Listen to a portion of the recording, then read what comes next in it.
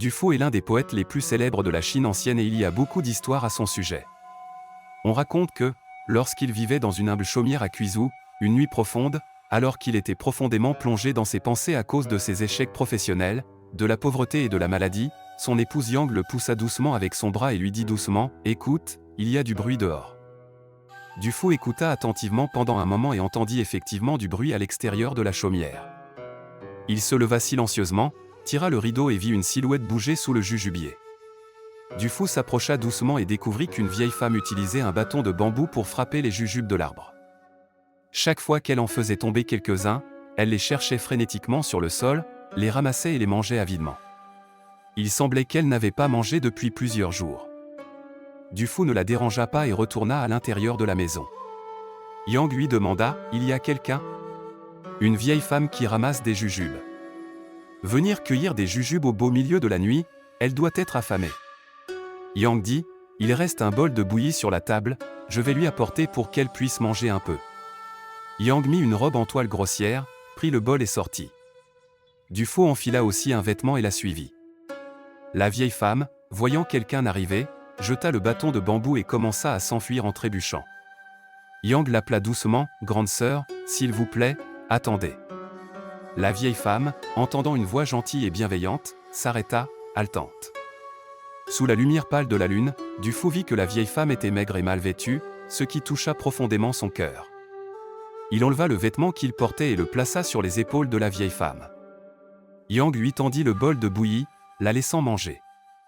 La vieille femme sentit une chaleur l'envahir et, regardant Dufu et son épouse, se mit à pleurer de reconnaissance.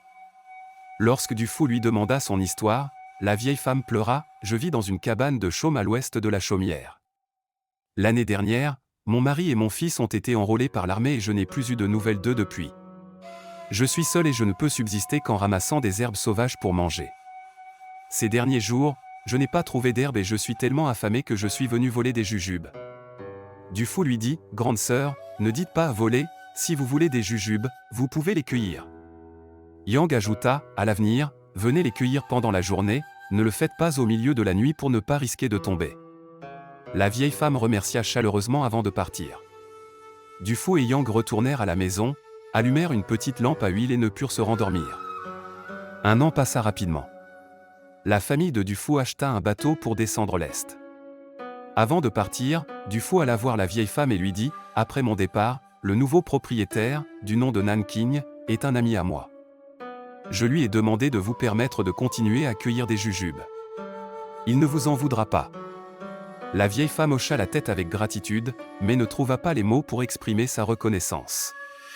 Elle salua Dufu avec 3 révérences, priant en silence pour que lui et sa famille aient un voyage en toute sécurité. Mais après le départ de Dufu, Wu Nanking ne respecta pas les instructions de Dufu et fit construire une haute clôture autour de la chaumière. Dufu, en apprenant cela, écrivit un poème intitulé encore une fois « Monsieur Wu, devant la chaumière, les jujubes sont accessibles aux voisins de l'Ouest, une femme sans nourriture ni enfant. Ce n'est pas par pauvreté qu'elle en est arrivée là, mais par peur, elle se rapproche de nous. Bien qu'il y ait beaucoup de mots pour éloigner les visiteurs, installer une clôture claire est sérieux.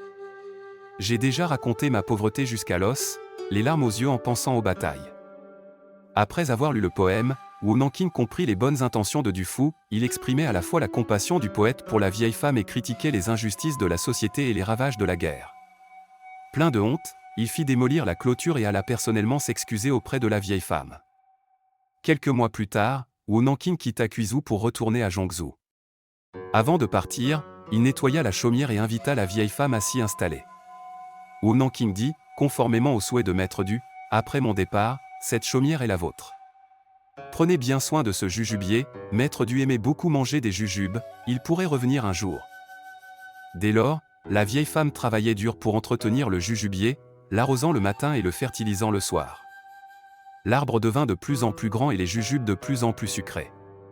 La vieille femme pensait souvent à Dufu et chaque fois qu'elle récoltait les jujubes, elle en choisissait les meilleurs, les plus colorés, et les laissait sécher au soleil sur des nattes, les faisant tremper dans de l'eau sucrée pendant plusieurs jours avant de les sécher à nouveau et de les conserver dans des jarres. Les jours passèrent, les mois passèrent, les jarres de jujubes s'accumulaient, mais Dufu ne revenait pas. La vieille femme regardait le jujubier avec mélancolie, espérant ardemment que son bienfaiteur revienne manger des jujubes. 2 ans passèrent. La vieille femme apprit la triste nouvelle que Dufaux était décédé au Hunan.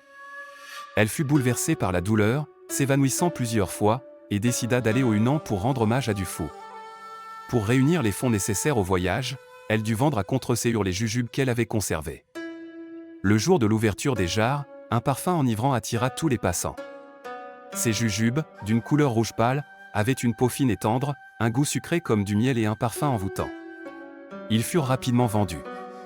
La vieille femme ferma la chaumière et descendit la rivière avec 2 jarres de jujubes. Par la suite, les habitants de Cuizou adoptèrent la méthode de la vieille femme pour préparer les jujubes. Les jujubes de cette région, déjà réputée, devinrent encore plus célèbres une fois transformés. Des marchands de tout le pays, de la plaine du Jianghan aux provinces du Hugang, du Jiangsu et du Zhejiang, et jusqu'au Henan et au Hebei, venaient à Cuizou pour acheter ces jujubes. Pour commémorer Dufaux, les générations suivantes nommèrent ces jujubes les jujubes séchés de Dufaux.